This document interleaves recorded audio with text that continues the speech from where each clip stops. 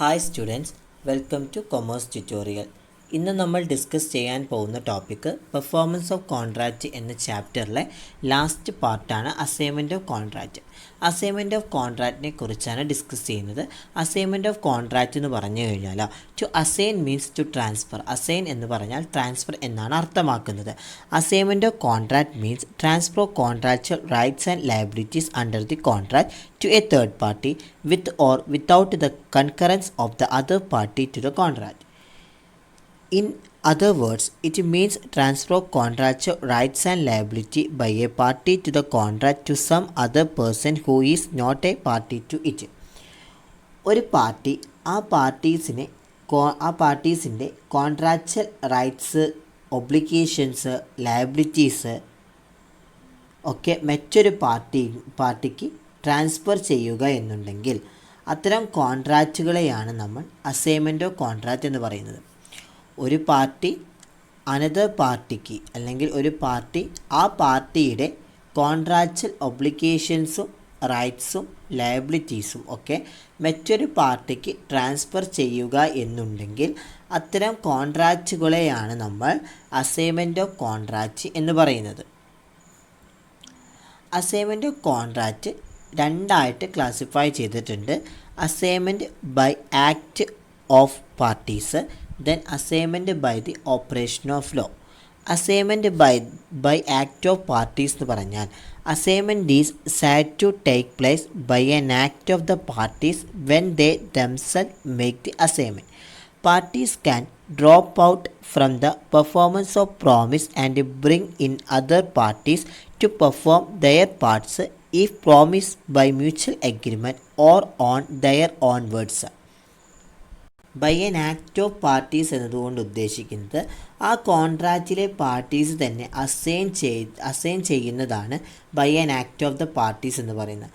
അതായത് കോൺട്രാക്റ്റിലെ പാർട്ടീസ് തന്നെ അവരുടെ റൈറ്റ്സും ഒബ്ലിഗേഷൻസും ബെനഫിറ്റ്സും ലയബിലിറ്റീസും ഒക്കെ ട്രാൻസ്ഫർ ചെയ്യുന്നതുമായി ബന്ധപ്പെട്ട് ഒരു മ്യൂച്വൽ എഗ്രിമെൻറ്റിൽ എത്തുകയാണ് എന്നുണ്ടെങ്കിൽ അത്തരം അസൈൻമെൻറ്റിനെയാണ് ബൈ ആൻ ആക്ട് എന്ന് പറയുന്നത്. എന്ന് വെച്ച് കഴിഞ്ഞാൽ ഒരു കോൺട്രാക്റ്റിലെ പാർട്ടീസ് തന്നെ അവരുടെ റൈറ്റ്സും ഒബ്ലിഗേഷൻസും അതുപോലെ തന്നെ ബെനഫിറ്റ്സും ലയബിലിറ്റീസും ഒക്കെ ട്രാൻസ്ഫർ ചെയ്യുന്നതുമായി ബന്ധപ്പെട്ട ഒരു മ്യൂച്വൽ എഗ്രിമെൻറ്റിൽ എത്തുകയാണ് എന്നുണ്ടെങ്കിൽ അത്തരം അസൈൻമെൻറ്റിനെയാണ് നമ്മൾ by an act of parties എന്ന് പറയുന്നത്. ഇറ്റ് മേ ബി എന്ന് പറയുമ്പോൾ assignment by an act of parties divided into two categories. First one, assignment of contractual liabilities. Second one, assignment of contractual rights. അതിൽ അസൈൻമെൻറ്റ് ഓഫ് കോൺട്രാക്ച്വൽ ലയബിലിറ്റീസ് എന്ന് പറഞ്ഞാൽ contract of personal skills and ability cannot be assigned such as contractual obligations by an opera singer to sing or by a film actor to act in a film or a contract to marry or paint a picture cannot be assigned. A promisee cannot be compelled to accept a third person to perform the promise. Contractual liabilities എന്ന് പറഞ്ഞാൽ contractual liabilities transfer ചെയ്യുക എന്ന് പറയുമ്പോൾ ആ liabilities personal skills involve ചെയ്യുന്നതാണ് എന്നുണ്ടെങ്കിൽ ഒരിക്കലും assign ചെയ്യാൻ സാധിക്കില്ല. ഒരു കോൺട്രാക്റ്റിലെ കോൺട്രാക്ച്വൽ ലയബിലിറ്റീസ് ട്രാൻസ്ഫർ ചെയ്യുക എന്ന് പറയുമ്പോൾ ആ ലയബിലിറ്റീസ് പേഴ്സണൽ സ്കിൽസ് ഇൻവോൾവ് ചെയ്യുന്നതാണ് എന്നുണ്ടെങ്കിൽ അത്തരം കണ്ടീഷൻസ് അല്ലെങ്കിൽ അത്തരം കാര്യങ്ങൾ ഒരിക്കലും അസൈൻ ചെയ്യാൻ സാധിക്കില്ല എന്നാണ് പറയുന്നത്. A promisee cannot compelled to accept a third person to perform the promise. എന്ന് വെച്ച് കഴിഞ്ഞാൽ കോൺട്രാക്ച്വൽ ലയബിലിറ്റി ട്രാൻസ്ഫർ ചെയ്യുക എന്ന് പറയുന്നത് ആ കോൺട്രാക്റ്റിലെ പാർട്ടീസ് പരസ്പരം സമ്മതിച്ചിട്ടുണ്ടെങ്കിലേ നടക്കുകയുള്ളൂ എന്നാണ് പറയുന്നത്. ആ കോൺട്രാക്റ്റിലെ പാർട്ടീസ് പരസ്പരം സമ്മതിച്ചിട്ടുണ്ടെങ്കിലും നടക്കുകയില്ല എന്നാണ് പറയുന്നത്. അല്ലാതെ ഒരു പ്രോമിസർ ചെയ്യുന്ന കാര്യം അയാൾ മറ്റൊരു വ്യക്തിക്ക് ട്രാൻസ്ഫർ ചെയ്യാൻ സാധിക്കില്ല. ഒരു പ്രോമിസർ ചെയ്യുന്ന ഏതെങ്കിലും തരത്തിലുള്ളൊരു കാര്യം, ആ കാര്യം അനദർ പ്രോമിസറിലേക്ക് അല്ലെങ്കിൽ അനദർ പാർട്ടീസിലേക്ക് അയാൾക്ക് ട്രാൻസ്ഫർ ചെയ്യാൻ സാധിക്കില്ല എന്നാണ് പറയുന്നത്. അല്ലെങ്കിൽ അയാളുടെ പകരം മറ്റൊരാൾക്കത് ചെയ്യാൻ സാധിക്കില്ല എന്നാണ് പറയുന്നത്.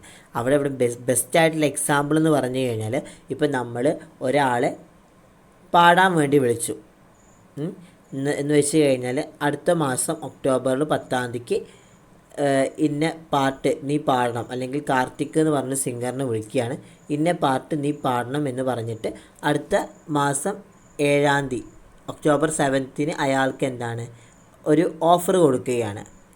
അപ്പോൾ അയാൾ പറയുകയാണ് ഓക്കെ ഞാൻ പാടാം എന്ന് പറഞ്ഞിട്ട് അയാൾ എന്താണ് അത് ആക്സെപ്റ്റ് ചെയ്തു.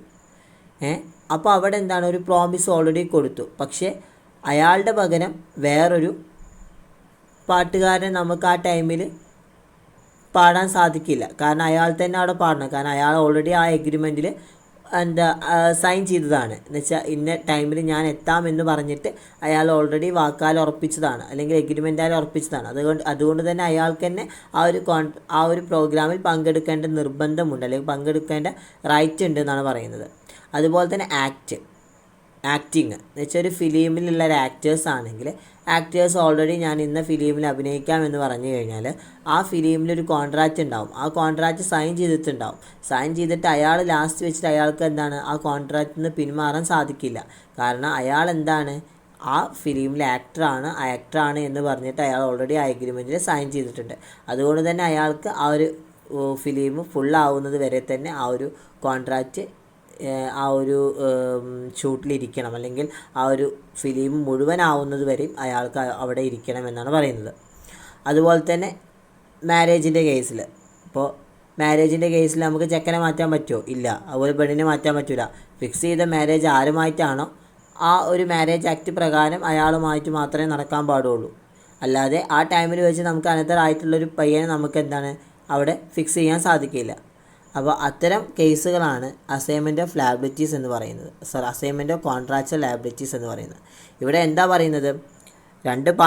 ഒരു കോൺട്രാക്റ്റിൽ രണ്ട് പാർട്ടീസും പരസ്പരം സമ്മതിച്ചിട്ടുണ്ടെങ്കിലും എന്താണ് ആ ഒരു കോൺട്രാക്റ്റിലെ റൈറ്റ്സും അതുപോലെ തന്നെ ലയബിലിറ്റീസും ബെനഫിറ്റ്സും ഒന്നും എന്താണ് ട്രാൻസ്ഫർ ചെയ്യാൻ സാധിക്കില്ല എന്നാണ് പറയുന്നത്.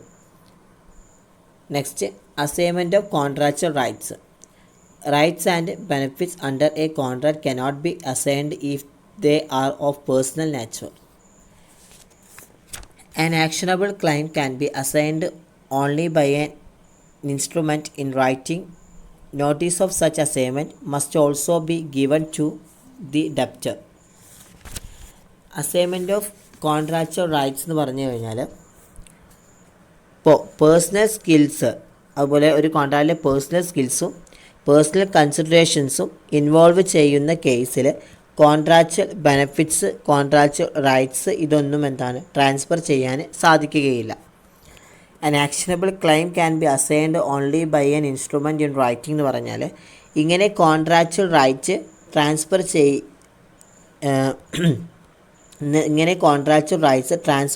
ചെയ്യുകയാണ് എന്നുണ്ടെങ്കിൽ അത് ഒരു റിട്ടേൺ ഫോമിൽ നമ്മൾ എന്താണ് എഴുതി തയ്യാറാക്കണം എന്നാണ് പറയുന്നത്.